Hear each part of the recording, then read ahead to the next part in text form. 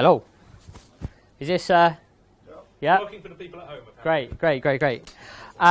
Really, really pleased to be here. I'm Neil Laybourne, out of the two of us. And for tonight, I'd like to introduce my glamorous assistant. Give us a twirl. No? Okay. Hey! So, guys, to make a bit of light, I was a little bit nervous because, we're speaking in front of people who perform day in, day out. We're not really here to try and impress you or dazzle you, really. It's to just give across a story that's very personal to both of us and a subject which is really, really important. Just to go back to the slides, why is it important and why we're here? There's new research out all the time, this one by the Mental Health Foundation. That number's now jumped up. New research in March this year. A different pool of people that actually 2/3 of people now are saying are coming forward. There's a big coming out about mental health. The more it's in the news, the more it's in the media, the more people are actually saying, you know what, I've struggled and put my hand up to that. And the other thing is stigma and discrimination, which we tried to campaign to change because it can only get better if not only if people are willing to talk about their issues, but on the other side of the coin, if people are willing to listen. And that's where our story kind of brings both sides. But the story starts with my glamorous assistant, Mr. Jonathan Benjamin MBE. So I will pass over to him and let him introduce himself. Thank you. To all of you for having us. It's actually a real privilege to be here. We do a lot of corporate talks and talk in schools, but this is something else. Just feel like we shouldn't be here. Obviously, yeah, we're meant to, but no, it's a real privilege. So thank you for having us here. So the story tonight starts with me, and I'm going to take you back to the very beginning of my journey. So I don't know if everyone can see. So I was born on the 31st of January, 1987, in northwest London, Harrow. And I had a fairly kind of typical childhood, really. Grew up in the family home with mum, dad. You're right. Do you want to see your? Okay, great. So grew up in the family home with mum, dad, older brother. Everything was normal, really, up until the age of 3-4 years old. And it was at this age that I started to see things and hear things that weren't there. And it was in the 80s. I don't know if anyone remembers. There was an animated version of the BFG, Roald Dahl's The BFG. Did anyone see that film? Yeah. So I watched that film and I started to see what I thought was the BFG, and I started to hear things that weren't there. And my behaviour changed. I became a lot more withdrawn. I became quite violent as well. And my parents didn't understand what was going on. I suddenly rapidly changing before them, and they took me to see a child psychologist. This is actually a letter to the child psychologist. I don't really remember much of our sessions, to be honest. I worked with her for a while, but my memory is really hazy of that time. And meanwhile, I was in primary school, and in primary school I did really well academically. I really excelled in the classroom, but outside of the classroom, just from day one, I just struggled socially. I felt like an outsider. I felt like I never fitted in. I spent a lot of time by myself in primary school, but I was doing really well academically, so that was never really picked up on, and that continued into secondary school. Sorry, if you don't mind, thanks. So in secondary school, I went to a big Jewish secondary school in North London. This whole thing continued, again, really academic. Everything was great in the classroom, but outside of the classroom, I just didn't fit in. And this is when I started to hear a voice in my head. And I thought that everyone had a voice in their heads. Why would it just be me? So, as I said, I come from a Jewish background, and I was really influenced by my faith growing up. I went to Sunday school. I ended up going to a Jewish secondary school, and I was really, really influenced by my faith. So I started to hear what I thought was the voice of an angel.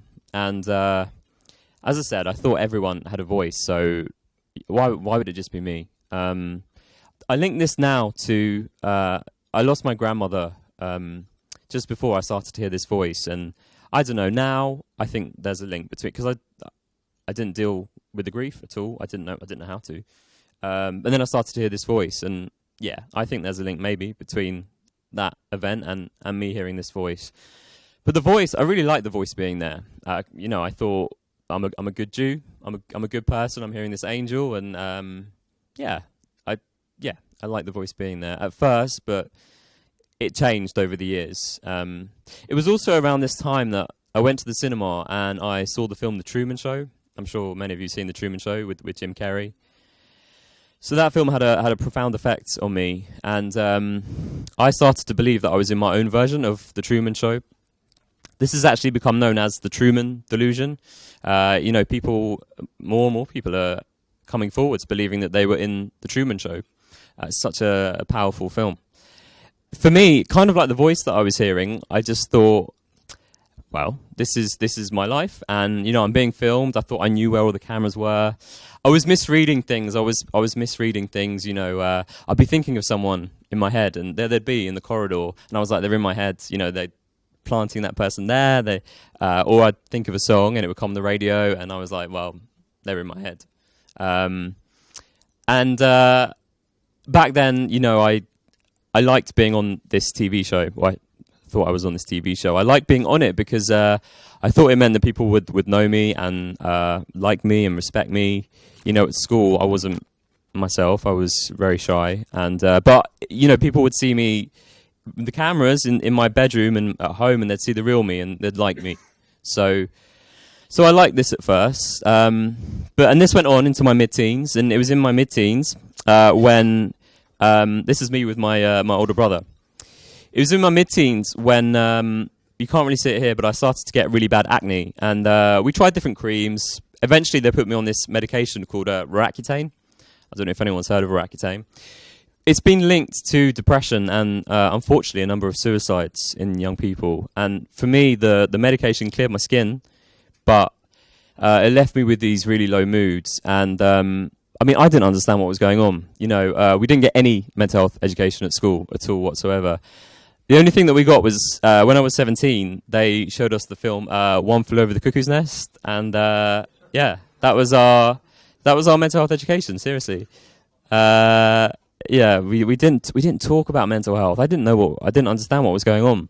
You know, I said to myself, why do I feel so low when, you know, I've got a good family and I've got a good home, and you know, I'm doing well at school. I did really well in my GCSEs and my A-levels, so why do I feel so low so much of the time? It just didn't make sense. It was around this time as well that the voice in my head changed. So it went from being what I thought was this angel to what I thought was the devil. And now I link this to, so I was struggling with my sexuality. And coming from a Jewish background, you know, I was told, you know, being gay is a sin. You know, being gay is wrong. That began to have a massive impact on me. I began to feel, you know, incredibly guilty. And then this devil voice came on, and it made life really difficult. It challenged me to do things. I'd always have to do things in threes. I'd have to pick something up, put it down 3 times. I'd have to move 3 spaces. It was always things in threes I'd have to do. And the devil said, if you don't do this, then I'm going to punish you. And, you know, back then, I thought this was real, and I had to do these things. So it made life pretty difficult. But I wasn't going to tell anyone. I wasn't going to tell anyone what was going on. You know, I was embarrassed. I was really embarrassed. I'm really ashamed. So I pushed it all down. Just like Nick's been saying, you know, created this illusion that everything was great.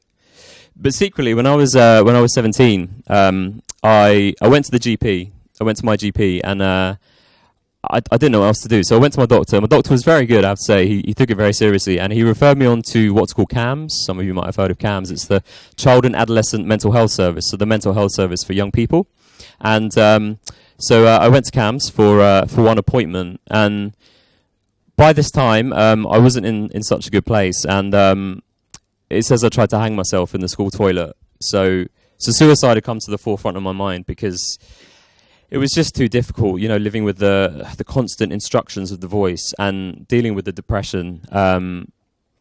Suicide was there. But unfortunately, there was a long waiting list for therapy. And after this, I waited months and months and months, and I gave up waiting. I said to myself, I've just got to do this on my own. And I came up with a plan. My plan was I was going to move away from London, from home, and I was going to go off to university. I was going to go to Manchester, and I thought that would solve everything. I thought I could leave all my problems at home, and I was going to go to Manchester, and I was going to start afresh, and everything would be left behind. I'd start anew, and I went to Manchester, went to university. These were all my housemates, and of course, everything came with me to university. But once again, I created a whole illusion, because this was university, and everyone else seemed so happy. Everyone else seemed to be having the time of their lives. So I wasn't gonna show that I was really, really struggling. So once again, it was all pushed down. But it was at university when things began to spiral out of control, and I began to self-harm. Alcohol became a real problem at university, and I was just gradually withdrawing more and more, and just trying to keep the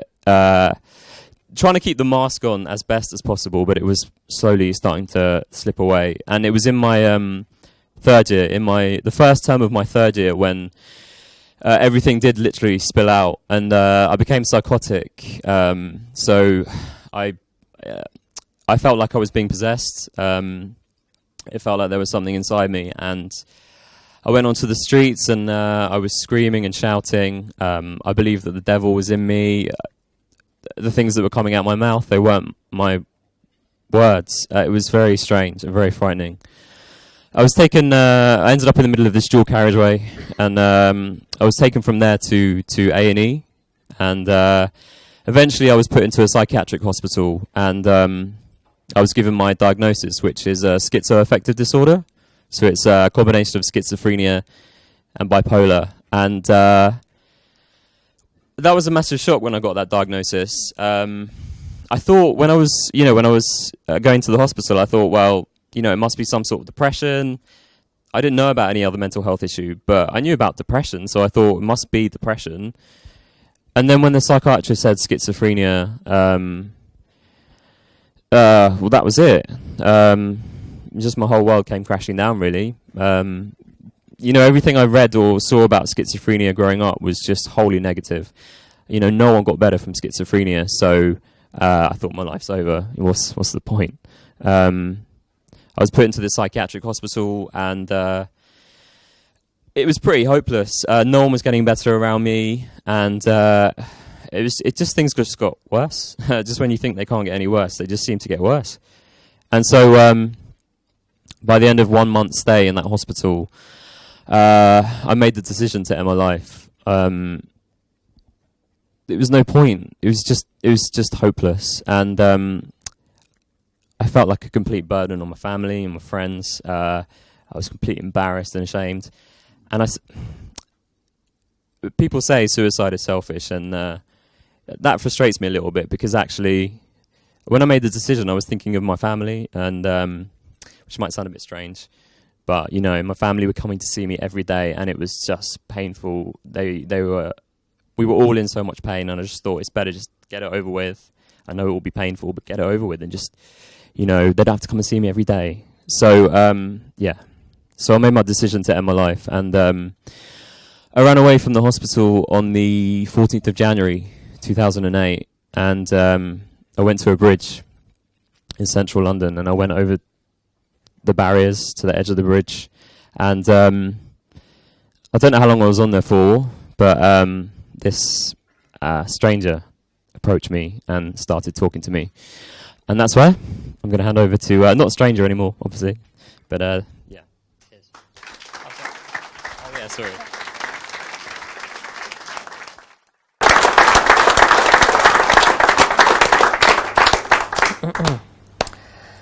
Yeah, very powerful every time I hear it. So for me, my part in this story was when I was 24 years old. So there's no cute baby pictures, I'm afraid, today. So here's me trying to look tough in the gym, which is the best I can do, because we all need a laugh after that, I think, right in the mood. So when I was 24, I grew up in Watford, in Hertfordshire, and I got into fitness and decided to get a new career, and did a personal fitness diploma.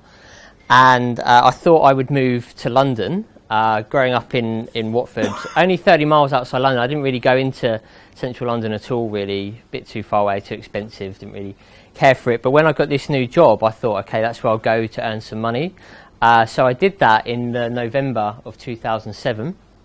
And my commute to work would be Waterloo Bridge. So I would come into the south side over here when I was living in Richmond. And I moved there, brand new flatmates, brand new house, brand new job, everything really, completely brand new. Went there in November 2007 and 1 month at work, had Christmas break and then came back.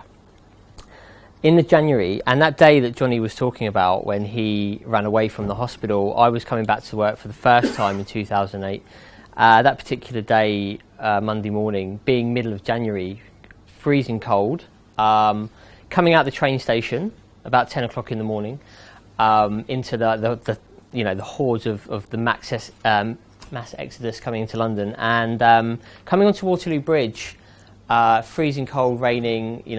Everybody, including me that day, was dressed up for winter, big winter coats, gloves, scarf, hat, making their way over the bridge, headphones or coffee in hand, just trying to get to wherever they're going as quick as possible, me included.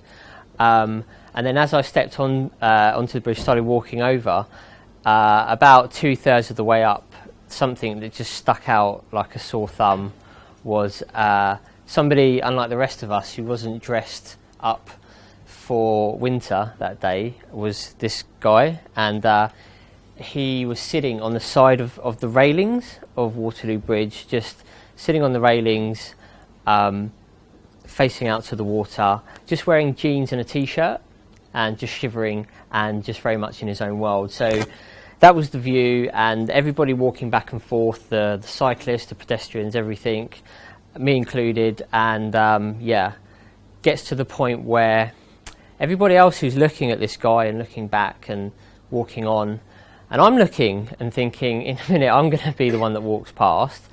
And I actually just wanted to know why he was sitting there, first of all. I had no idea. And I couldn't walk another step. I just had to check in, and was looking around, seeing if he was with anybody. Yeah, just not walking over thinking I'm going to talk somebody off a bridge, but wanted to know why he was sitting on that bridge. So I can remember walking over and trying not to scare him and saying, "Hi mate, why are you sitting on a bridge?"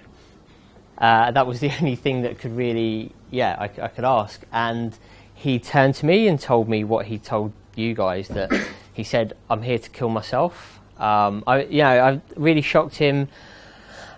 He said, "Yeah, I'm here to kill myself, and please just stay back and let me do this." But as soon as somebody said that to you, the last thing you can do is walk away. And all I knew really was that I was by accident in a situation that I had no idea now what to say and what to do, and my mind started racing 1,000 miles a minute. And so I thought, okay, I'll get my phone. That's the first thing you think, right? I'll get my phone out, I'll call somebody else over to help. But he wouldn't let me. Just me being there was almost too much for him. So I couldn't get my phone out or call anybody. So all I could do was just ask questions. So I did, and I started to ask, why do you want to kill yourself? And he started to open up and tell me some of the things, not everything, but some of the things that he's told you, and just that he thought it would be better for his family, really. And that's all I could do, to just keep the conversation going and try and keep calm.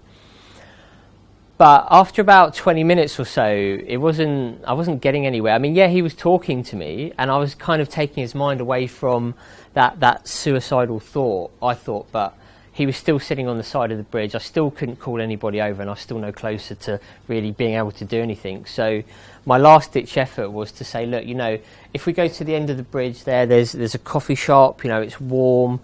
I'd actually just completely forgotten about my day, in all honesty. Like, everything had just fallen to the wayside, and even the people passing by had just, it's like they weren't there anymore. It was just this very intense moment, and but that was the thing that changed the conversation. And actually, I was fresh out of idea. I had no idea what to do from there. So, but that was the thing, just that gesture of saying, there's more time.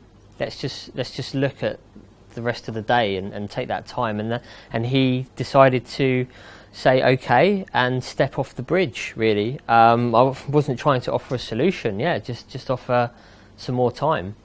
So he stepped off the bridge and we were standing side by side like we are now on the pavement, and I was actually really looking forward to going down and sitting down and just continuing that conversation. And but during this half an hour, 25 minutes or so we've been talking now, somebody must have called the police, because out of nowhere a police car came screeching up behind us, and it really, really shocked me, but it really shocked Johnny, and he ran back for the bridge. I was able just for a couple of seconds to grab him. The police came out really quickly, took control of the situation, but included handcuffing him, putting him in the back of the police car on his own, and just left him there while they took a statement from me on the side of the bridge, which lasted all of about 5 minutes, telling them pretty much what I told you now, really, no more, no less. They said, look, thank you for that. Please go back to work. So I did. And they took Johnny one way, south towards St Thomas Hospital, and I went north, and kind of thought, well, notch that one up to experience. And I had no idea that by complete surprise, as if by pure magic, that we would be reunited again 6 years later.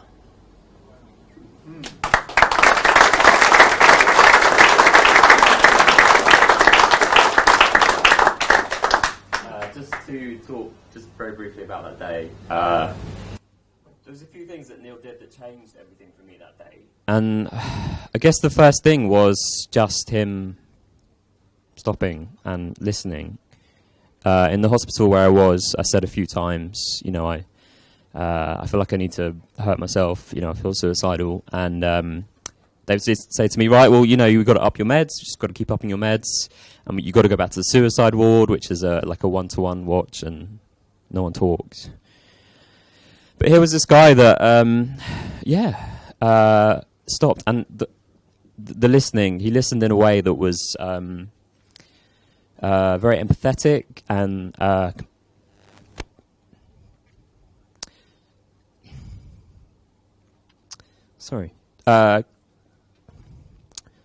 completely non-judgmental and very patient. And I hadn't experienced that before, and that was very powerful. There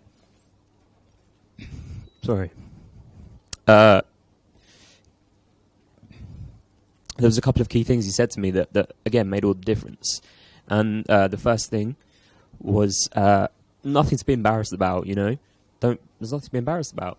And that was really powerful to hear, because I was so embarrassed about, all the stuff going on in my head and the diagnosis and my sexuality. Just for someone to say it's fine, just whatever's going on, it's fine. Don't be embarrassed. It's fine. Don't be ashamed.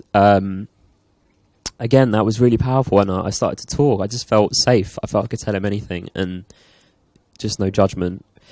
But the key thing he said to me, the thing that really changed everything, was very simple what he said. He said to me, I think you'll get better, mate. I think you'll be fine. Because no one had said that to me before. And that's all I needed to hear. Someone, because when you're in that place, you don't believe in yourself anymore, and you can get better. But this stranger did, and the way he said it so genuinely, and that's what made me step off and back to the pavement, because he believed that I would get better. And as you heard, the police came along, and I was taken away, and I was sectioned. I was given a section 2, and once that was all over, I was taken back to the hospital that I ran away from, and I felt different. I have to say, I felt different. There was something that was different. I mean, there's still the same stuff going on in my head, but I had some hope. That was what was different. I had some hope. I never had hope that things would change before, but now, just from talking to this stranger for that short amount of time, I had some hope that, maybe things could get better. And that hope carried me through the next few weeks and months and years, to be honest. This story does get better. It does get better, I promise. but that hope carried me through. And eventually I was discharged from hospital. But, I didn't want to talk about it. I didn't have any mental health issues. I wanted everyone to leave me alone. And I didn't want to take my medication. And I wanted to be like, my friends. My friends are 21, graduating from uni. I didn't want to be this mental patient as I saw myself. So I stopped taking all my meds. And I became unwell again. Became delusional. And this time I thought I was the Messiah.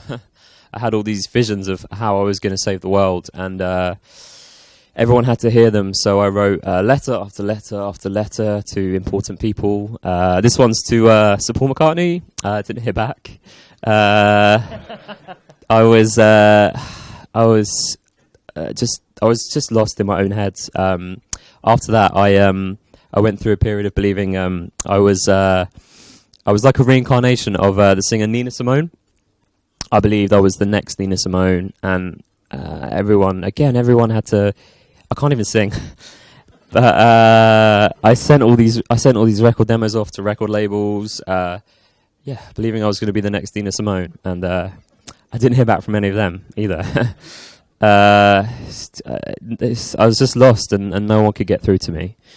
But then something happened in my mid-20s, and basically a family friend of ours, a dear family friend, had a major heart attack, and I went to see him afterwards, and we sat down and we talked for ages. He talked to me, and I listened and I watched, and it was just...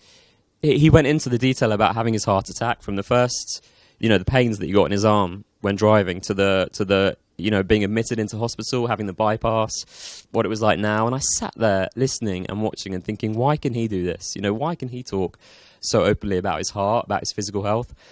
Why can't I do this about my mental health? What's happened to me? I couldn't get it off my mind. And I went home that night, and that's when I made my first YouTube video. I wanted to talk. I wanted to talk like he'd talk to me, but I couldn't look someone in the eyes and do it. It was too much. So I did it to a video camera, and I put it on YouTube under a different name. Back then, I didn't want my family to find it, so it was under a different name, but I put it on YouTube. I was just desperate to no one was talking about mental health. I didn't know anyone else with a mental health issue, so I was just desperate for one person just to say, I've had this. And, it was amazing to get response after response. People saying to me, I've had the Truman delusion, I've had that delusion, or, I hear a voice in my head, or I've been depressed, I've been suicidal. It was such a relief. It was such a relief to know that, I wasn't alone, and there were lots of other people out there going through similar things. And that's when I started to talk. I started making more and more videos. I started talking to people, and I started saying to people, I've got mental health issues, and I started saying, I'm gay, and the relief. I remember literally the weight that lifted off my shoulders when I didn't have to, hide anything anymore, and the illusion was gone. I could just be myself.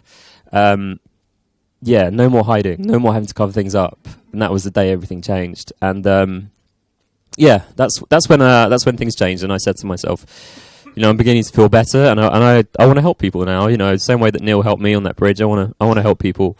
And I started getting involved with different mental health charities. I published a book of poems. All of these poems I wrote when I was in hospital, and it's very strange reading this book. It's like someone else wrote it. It's like it wasn't me that wrote the book. I'm in a very different place now. But I got involved with one particular mental health charity called Rethink Mental Illness. Some of you might have heard of Rethink. And they were the ones that said to me, I told them my story, and they said, have you ever thought of trying to find that guy on the bridge? And I said, I don't remember what he looks like. I can't remember his name. We won't be able to find him. And they said, well, let's try. And we did. But the main reason we did it was because we wanted to raise awareness of suicide. And you just heard about that statistic about it's the biggest killer of men under 45 in this country. It's also the biggest killer of young people under the age of 35 in this country, both men and women. Biggest killer, suicide. So we wanted to raise awareness and get people talking. And so we launched this campaign. It was actually 6 years to the day that we first met on the bridge. We launched this campaign on Breakfast TV. And I actually called the campaign Find Mike. I thought his name was Mike. I I didn't realise it was Neil. So it wasn't a good start, to be honest. But apart from that, it was we went on Breakfast TV, and we didn't know how people would respond. It was a difficult subject to talk about, so we didn't know how they'd respond, but the response was phenomenal. And it started trending around the world. It's just surreal. But the most extraordinary thing that happened was we had 38 people come forward. So I think it was me on the bridge that helped you. We just thought one person would come forwards, and 38 people came forward. And we spoke to all of them, and actually most of them are genuine, which I think is amazing. We know London is chaotic and people are in their own worlds, but actually there are so many people actually that are helping people in crisis, helping people that need help, and just like Neil, just going on their way, helping someone and then just going on their way. I call them these silent heroes, I thought it was incredibly heartwarming. But none of them were the person that we were looking for. And 1 week went into 2 weeks, and then we said we're not going to find them. It's not going to find them. And then. So this is what I think you guys call the reveal. Yeah. I got it right. So for me, okay, I'm going to very briefly just go back to, I was on the bridge, went to work, and just tried to make sense of that conversation. And I couldn't really, that was so weird. Like Johnny said, growing up, I didn't talk about my feelings as a guy, especially, really just push things down. Never ever had a conversation around suicide, ever. So yeah, trying to make sense of that was really, really strange. Got to work, and like I said, I didn't really know anybody too well there. I'd only been there a month, so I didn't talk to anybody about that interaction. I just kind of, blamed it on the traffic, that I was late, and kind of got on with my day. Played on my mind a little bit over the next couple of days, so I did feel like I needed to get it off my chest. And the one person I spoke to, so this is my girlfriend at the time, who I'm now married to, Sarah, and she was fantastic. So for the first time in my adult life, I was talking about my feelings, and I had this overriding sense of, I met somebody who was in so much pain and distress, and all I remember from looking in his eyes was the fact that he just didn't want to be on this planet anymore, and he wanted it all to end. And I thought, you know what, I tried to help, but actually I just stopped him finding peace and just railroaded that journey he was on. I didn't know about mental health, the rights, the wrongs, what you should do, what you shouldn't do. I had no idea. So, yeah, I was kind of like grappling with that concept. Like, had I actually done anything, or like, did that conversation even make a difference? Like, did he ever go back and take his life, or was he just living miserably somewhere? It was my fault and all that stuff. But Sarah was great, so she really helped put it into context, and we talked about it. As you heard from Johnny, a lot of stuff happened, and weeks turned into months and years. And but whenever it was that cold, horrible day, I'd always walk past that spot on the bridge and think, I wonder if he was, still here, or if he was okay. But a few years later, things were quite different for me. So I was now running my own business, and working in the middle of Covent Garden, so not far from here. And it was weird because every morning and every night, for years, I was running these boot camp classes. And you see here, we used to go out all the time with the guys and girls and have social events and stuff like that. And in the background, he called it Find Mike campaign, hashtag Find Mike campaign was running. And I know now that a lot of these people saw that campaign all these years later, searching for this guy. He'd been on Breakfast TV and radio, and I'd missed everything. I don't know, I must have been living under a rock, I've no idea. I missed it all. A lot of these people saw it, but they couldn't connect the dots because I just didn't, not something I spoke about to anybody. The only person that knew really was like my mum, my dad. They didn't use social media. And Sarah, so this is where kind of truth is stranger than fiction. Because because I got a call from Sarah one night. I was about to go to bed. She was on the train home late, and she was saying she called me up, and I was almost frantic on the phone saying, Neil, the guy that you spoke to 6 years ago on the bridge, yeah, he's looking for you. Say that again? Yeah, she'd seen this post on Facebook. I just had an interesting conversation about the just before I stepped up here from, was it Tom? Greg. About Facebook being, you know, this sort of thing like we battle, like, is it good, is it bad, social media? Well, for us it brought us together because this was shared like at the time 100,000 times. And when she saw it and she clicked the link and she read the story, she knew, because we talked about it, like she connected all the dots, and so she called me. And when we got home, I looked at this post and I clicked the link and I read it, and when I saw his picture I was like, that's him. So there was all these comments like, oh, I think it's my mate Mike, he spoke to somebody on a bridge, or some guy going, no, it's me. And I was like, no, it's not, it's me. In my bedroom, with no way to really reach out. I was desperate to reach out, so I wrote this email, and I was really caught up on this Mike thing. I can't tell you how much.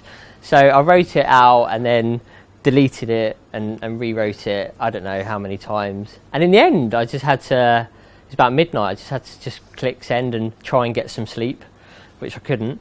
The very next day, about 9 o'clock in the morning, I think, I got a phone call from the charity that Johnny was working with, Rethink Mental Illness, saying, we'd like to meet you, talk to you. Yeah, I was able to fill in all the gaps. You know, my memory was really clear on that day, you know, where he was on the bridge, what he was wearing, and all that, what we talked about, all the little details. And anyway, they put us together. We met for the first time in a pub in Vauxhall. Whether or not they found me was inconsequential. You know, they were doing this great work around suicide awareness, but we did, and we've got it on camera, a short clip we're just going to play for you now of the first time that we were reunited. When we walked through the door, I was just a bag of nerves. I've never been so scared in my whole life. Yeah.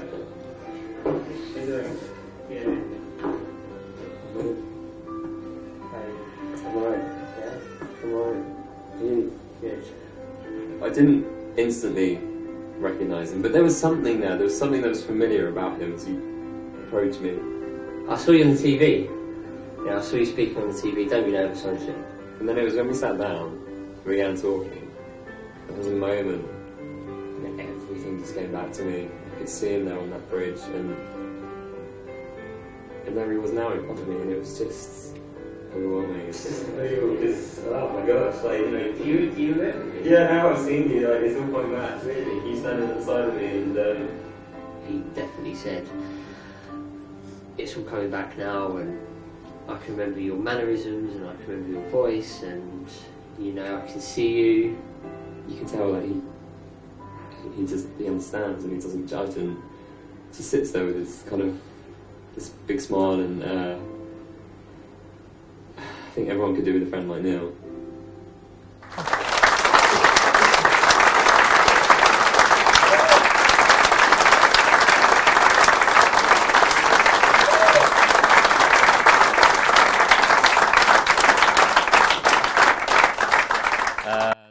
It was,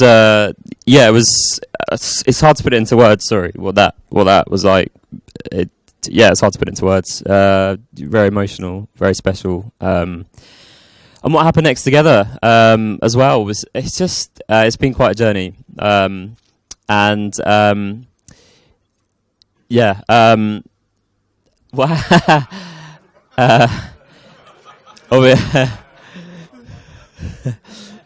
Obviously got to know his real name, which was great. No, it's just, again, another sort of wave of media, which is very surreal. But the best thing about the whole campaign was we had a number of messages such as this, which says, thanks to the various steps you've taken over the past few weeks to highlight mental health issues. Watching your story unfold stopped me from taking my own life. So a big thank you, mate. And that's kind of... well, we didn't expect that, but, you know, that's why we do what we do. But we need more stories of hope and recovery when it comes to mental health. There's not enough out there. It's very different when it comes to, I think, physical health issues. Cancer, for example. There's much more togetherness, and people much more willing to stand up and say, "I've beaten this." But mental health, it's still got a way to go. So after this, things died down a little bit, and then Neil got a phone call. So yeah, this was quite interesting. When all the stuff around the Find Mike came out, and some journalists covered it. There was a bit in the paper, and for the second time in my life, in regards to this guy, I was kind of like, well, that was interesting. Thought nothing more of it. And then, I got a phone call from ITV, and they said, look, we saw the campaign. We'd like to give you a Pride of Britain award for that, which actually I thought was crazy. And I can say that language, it's fine, because I work in mental health. But yeah, I thought it was nuts. And because I was just like, well, I just had a conversation with somebody. And I was really, really embarrassed to go and collect it with the people like that night. I met people who literally put their lives on the line. So a guy pulled somebody out of a car that was burning on the side of the road. He went in to intervene, and the car blew up 10 seconds after he pulled the guy out. And they both would have been killed instantly. And the guy who rushed in to save him, he had a wife and kids. And I was like, I'm getting an award just for chatting to a guy on a bridge. Like, this is not right. But they said, look, we'll get Russell Brand to give it to you. So I said, OK, let's go and have a good night. That's how it happened. But the main thing was I got to share the night with, this guy who's now becoming my friend. And we had a platform. Looking back on it now, it's not embarrassing because I recognise the importance of, we got to talk about the importance of a conversation in mental health. So it was important not for the award, but for the fact that it gave us a platform, which led to Johnny actually, travelling around the world and doing some great work. Before that, though, he had a bit of a downturn. So I had a relapse. Actually, that night that we were at Pride of Britain, I wasn't well at all, and I ended up back in hospital again a few days later. After the whole Find Mike thing, real high, and then I came crashing down, and once again I put on an illusion because I wanted everyone to think I was fine now. So once again I didn't speak about what was going on. And ended up crashing, and I ended up back in hospital. But this time I was a different outlook, different perspective, and I said, I documented my relapse through my YouTube videos. I called them my recover logs because I wanted to show people you can recover. And it took some time. And I still go through relapses. And last one was in February actually this year. Went back into hospital, and it was Neil that was there. During that relapse and took me back to hospital. But things are different now. I take my meds, I take my medication, and I know medication isn't for everyone, but for me, I think it keeps me balanced. And I do therapy now. I do therapy every week. And again, for years, I didn't want to do therapy. I didn't need it. I didn't want to talk about. But now I know I need therapy every week. And the other thing that's really helped me to get my bag of tricks. The other thing that's really helped me is this isn't a magic trick. I definitely can't do magic. The other thing that's really helped me is mindfulness, and I'm sure many of you have heard of mindfulness. So I like to demonstrate mindfulness with this jar. So I hope all of you can see all the glitter in this jar. I mean, this kind of represents many of our minds. Our minds are so chaotic and intense, and it's just they can be really overwhelming at times. That's how I find my mind. But what mindfulness does is it brings all this glitter. I haven't made this properly because the glitter should have gone down by now. So I haven't. We need to remake this.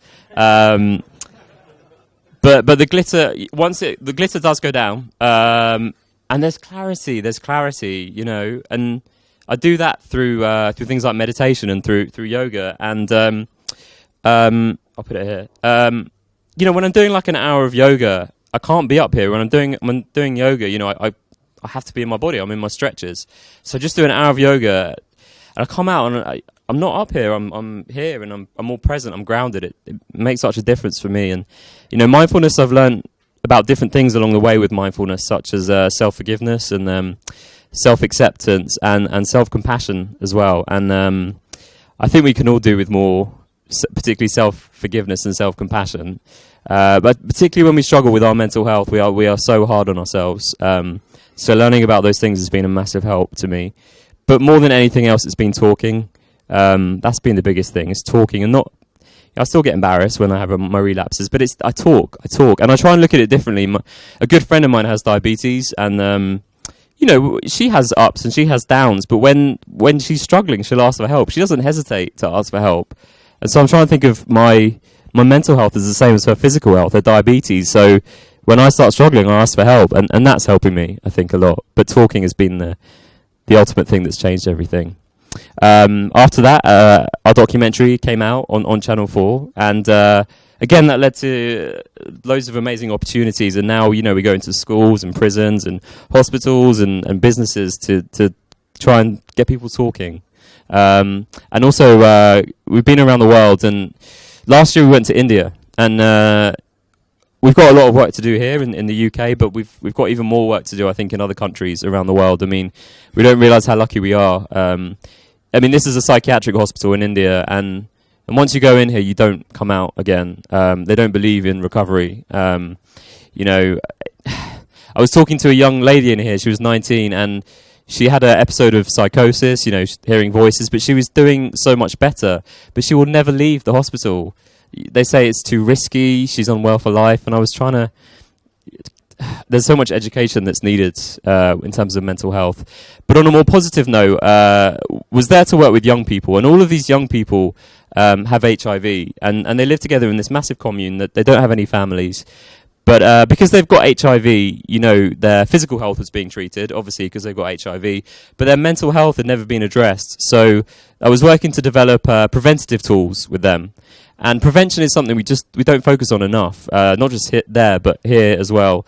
So last year we launched a mental health workshop in schools. It's going around schools in the UK at the moment. We know that 3/4 of all mental health issues begin in adolescence. So it's like, why are we not doing more in education? It just doesn't make sense. We want to see an education system where mental health is just incorporated throughout. So, we talk about mental health in things like history. People like Winston Churchill had mental health issues. Why don't we talk about that? In science, why don't we learn about the brain and things like chemical imbalance that lead to mental health issues? Or in English, loads of pupils do Romeo and Juliet, and at the end of that play, both of them kill themselves. But we never talk about it. We just shut the book. We just, do an essay and move on, and we don't talk about it. So that's what we're trying to change, that culture. And after that, we got another phone call. Last phone call. Last phone call. Oh, I think the glitter went down, didn't it? No, it's still working. Has anyone got a magic trick for that? Maybe. So, okay, more recently this year, we were really lucky. We got to meet the Royals, and this led us on to working with Nick, actually, this whole thing. He doesn't know... Well, I don't know if you know them. I'm not going to be... No. It wasn't... I'll tell you how.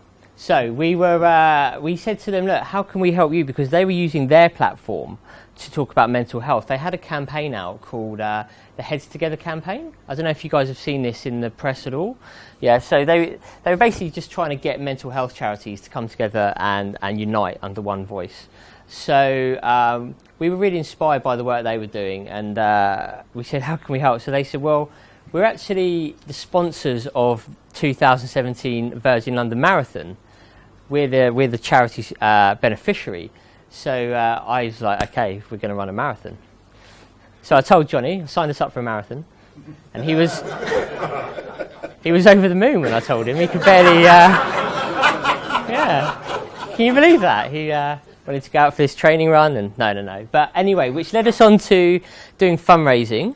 We went round and went into lots of businesses and basically used the excuse of running the marathon to go and tell our story. And part of that was we met Nick when we did our biggest fundraising gala dinner, and he was there.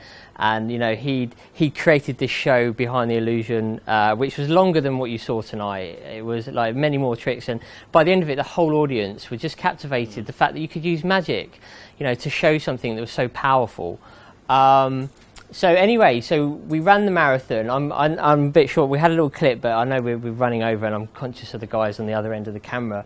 Basically, we finished it, which was, I think, magic in itself. It took us 5.5 hours, but we got there in the end. Me being the fitness instructor, I was the first man down. Mile 17, cramp hits.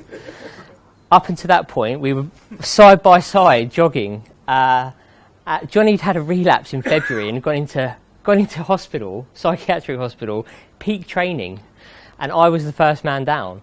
And I said, "Go, save yourself, Johnny." But he said, "No, I won't leave a man behind." And he didn't, and he stayed. And if it wasn't for Johnny, it would have taken me so much longer to run it. So it's kind of weird how it twists round, you know. Anyway, so yeah, we did that. And for us, running under Waterloo Bridge, you know, on like the 24th mile or 25th mile towards the end, was just like so emotional. And we were like, wow, I can't believe that has come full circle. And that's our message that we end on, really. That, you know, 9 years ago today, not today, 9.5 years ago, you know, I met this guy on Waterloo Bridge because he thought that whatever was going on in his head, you know, the illusion that we all put up the mask, that he couldn't talk to one person about it. You know, to now know that he can, and he's a beacon of hope to people talking about their mental health around the world, is just astounding. And that's our main message. That it's a story of hope, but also recovery. Because with mental health, we don't talk enough about recovery. We need to get rid of the stigma, because the recovery is just right here in front of your eyes, like a magic trick. So guys, thank you for listening. We appreciate your time.